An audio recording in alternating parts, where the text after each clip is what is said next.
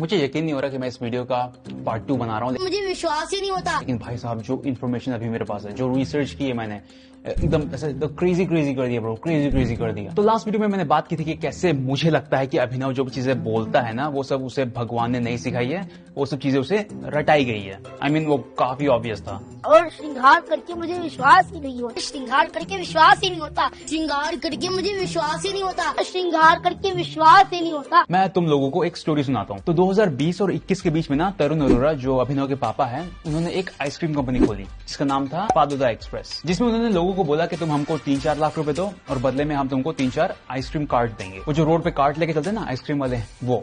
तो 3,87,000 रुपए का शुल्क है, जिसमें हम 4 कार्ड्स उन्हें देंगे। तो ये था उनका बिजनेस, जिसको प्रमोट करने के लिए उन्होंने कुछ एड्स बनवाए। एंड यस, उस एड में उनका मेन हीरो कौन था? फोन बिल्कुल इस्तेमाल नहीं करते आप? नहीं।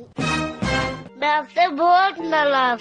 मुझे कुछ भेजना मेरे जैसा स्वीट। तो इस एड में अभिनव के कपड़े भी बाकी बच्चों जैसे हैं और उसके रूम में भी खिलौने हैं बच्चों वाले, जो अगर आप अभी के वीडियोस देखोगे ना, तो वो ये दो रूम में बहुत बड़ा डिफरेंस है। उसकी लैंग्वेज डिफरेंट है, वो वर्ड्स यूज कर रहा है जैसे गॉड, की इम्पोर्टेंस गॉड से भी ज्यादा होती है। और अब तुम लोग उसके मुंह से ये गॉड शब्द कभी नहीं सुनोगे। वो हमेशा बोलता है राधा रानी नंद किशोर है, बिहारी जी राधा रानी। उस वीडियो में अपनी मम्मी को एड्रेस करने के लिए वो बड़े प्यार से बोल रहा है मम्मा। गुड इवनिंग मम्मा। सुपर मम्मी है तू मेरी। लेकिन अब उसके मुंह से सिर्फ मैया निकलता है। और मेरे मैया ने मेरे साथ कंडीशन रखा रखी है। मैया ने मेरे पास परसेंटेज रखी हुई है। अब तुम में से कुछ सोच रहे होंगे कि अरे तब तो वो बहुत ही छोटा था, तब से भक्ति थोड़ी शुरू की होगी, वो तो धीरे धीरे जब बड़ा हुआ तब शुरू की होगी ना। वेल, अभिनव के हिसाब से मैं जब बोलने लगा था तब से ही भक्ति करना शुरू कर दिया था। तो देखो, ये दोनों लाइफस्टाइल्स में एक तो फेक है। अब तुम में से कुछ बोलोगे कि अरे वो तो एक एड था, उससे वो सब चीजें करवाई गई है, बुलवाई गई है,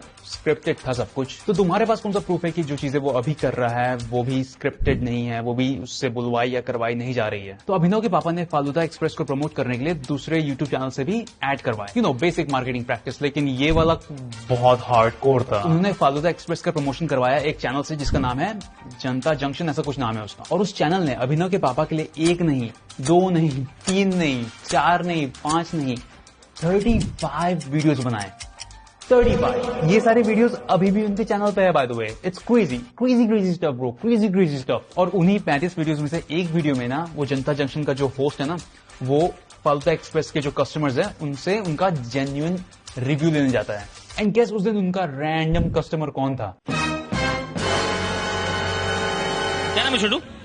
अभिनव। रोज खाते हो उधर आके? हाँ। रोज खाते हो? हाँ। ये बच्चा रोज खाता हूं तो ऐसे बोल रहा है जैसे घर की कंपनी हो। कैसा लग रहा? बढ़िया बढ़िया। बहुत स्वाद है। कहाँ रहती हैं आप? मतलब हम रोज यहाँ से निकलते हैं, वॉक करते हैं और रोज खाते हैं हम यहाँ पे। I mean, वो तरुण अरोरा जी की फ्रेंड है तो वो ऑब्वियसली वहाँ से रोज गुजरती ही होगी। और साथ में आई थिंक अभिनव की सिस्टर भी है वहाँ पे। तो बेसिकली ये पूरी फैमिली वहाँ पे कस्टमर बन के खड़ी हुई है। ऐसा करना हमें निजी तौर पर अच्छा इसलिए लगता है ताकि आपको ये मालूम चल सके कि कोई अगर कोई सामान बेच रहा है, वहाँ पर कोई खाने वाला है, जेन्युइन खाने वाला। यप। और देखो, मैं ये नहीं बोल रहा ना कि उनके फ्रेंड एंड फैमिली की कोई गलती है यहाँ पे, वो तो बस सपोर्ट कर रहे हैं। लेकिन जैसा कि वो भैया ने कहा कि ये तो जेन्युइन कस्टमर्स है, जेन्युइन खाने वाला। कैप। अभिनव के पापा ने अपनी कंपनी को गूगल पे 5 स्टार रिव्यू भी दिए।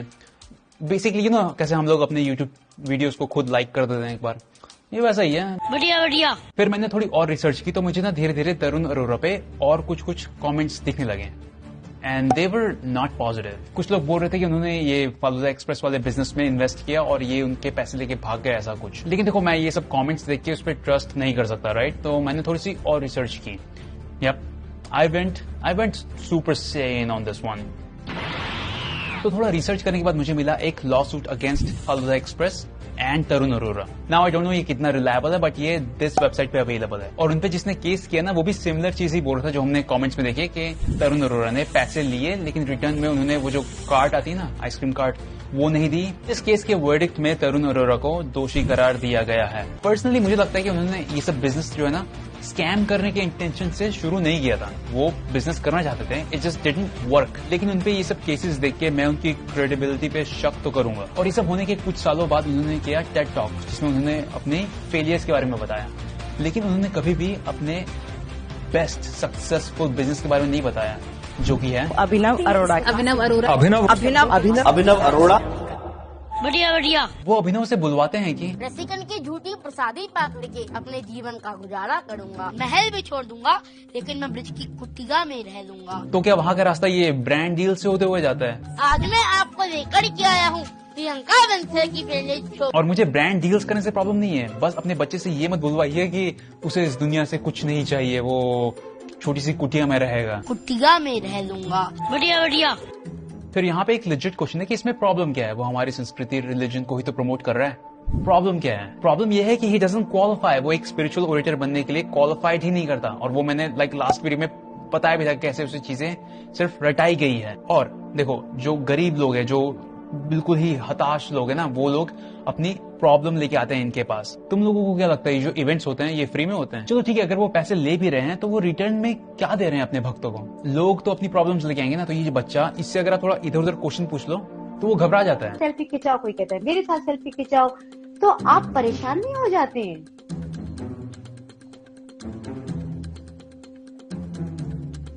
होते हैं परेशान? नहीं। आई डोंट नो अगर तुम लोग को दिख रहा है, लेकिन वो बार बार पीछे देख रहा है कि भाई मुझे बताओ मैं क्या बोलूं। और एक बार तो उसके लिप्स देख के मुझे सच में लगा कि उसने बोला कि मैं क्या बोलूं।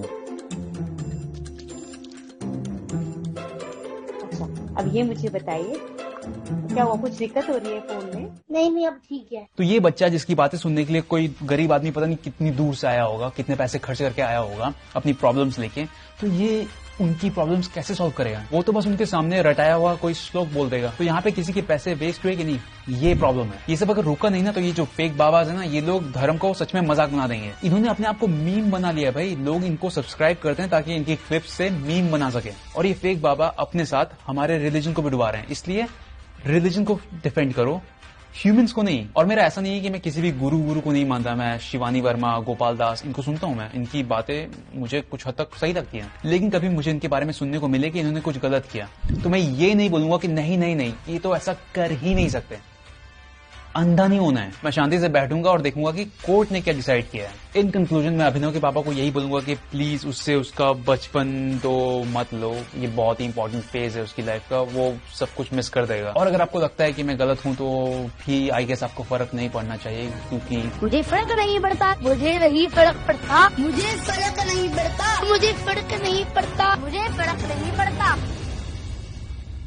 बढ़िया बढ़िया। हे, अगर ये वीडियो पसंद आया तो make sure you like this video. इस वीडियो को बनाने के लिए मुझे बहुत ज्यादा रिसर्च करनी पड़ी है, तो make sure you hit the like button if you enjoyed it, and yeah I will see you guys in the next one. Best.